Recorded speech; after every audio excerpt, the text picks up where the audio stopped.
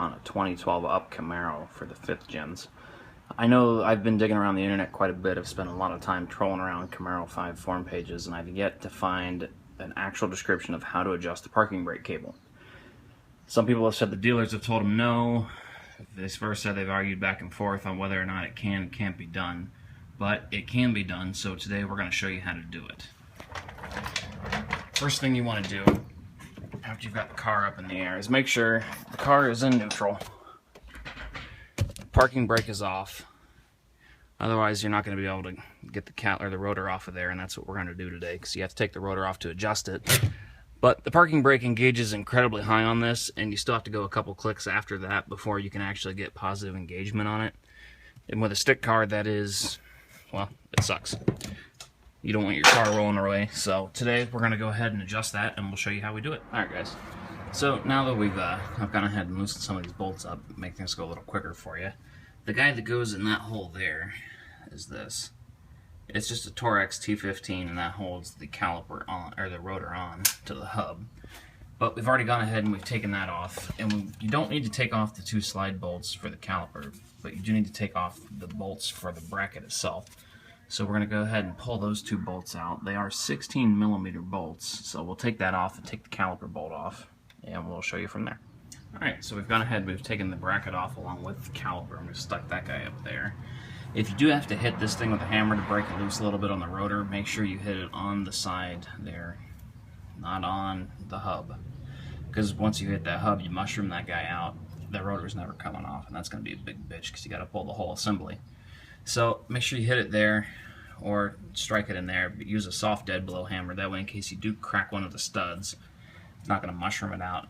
It'd be a pain in the ass there. But this guy seems to be pretty loose, even though we've never had it off. But the car only has 30,000 miles on it, so go ahead and take that guy off. And now you see what we'll be working with. This guy is very similar to anything you've seen in the old school drum brakes for all the GM stuff. All you're going to do is rotate that guy upwards with a screwdriver a few clicks. But make sure you take note before you take the rotor off of how freely it spins. That way you can adjust it a few clicks, go 4 or 5 clicks at a time, make sure the rotor spins freely, and then go check your parking brake and make sure that it engages a little lower. You don't want it to engage too low though, because they're going to drag, they're going to eat up your pads, and your rotor's going to warp.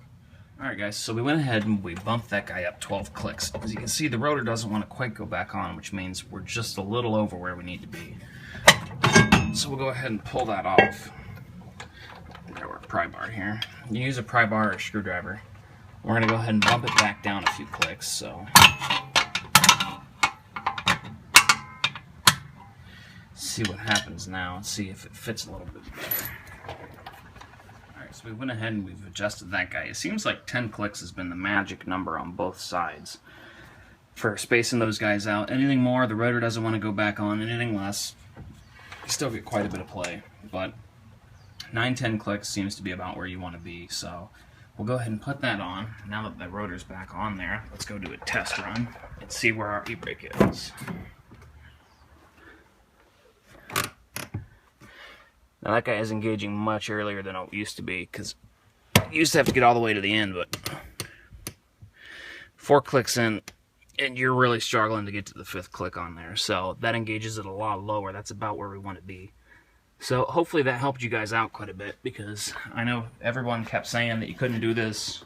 We've had dealers say that you couldn't do this, but, well, I guess we just did it. So if you guys subscribe, next we're going to be doing a Brembo caliper swap on the V6 cars, so that should help some of you guys out, because I've yet to see a video on that as well.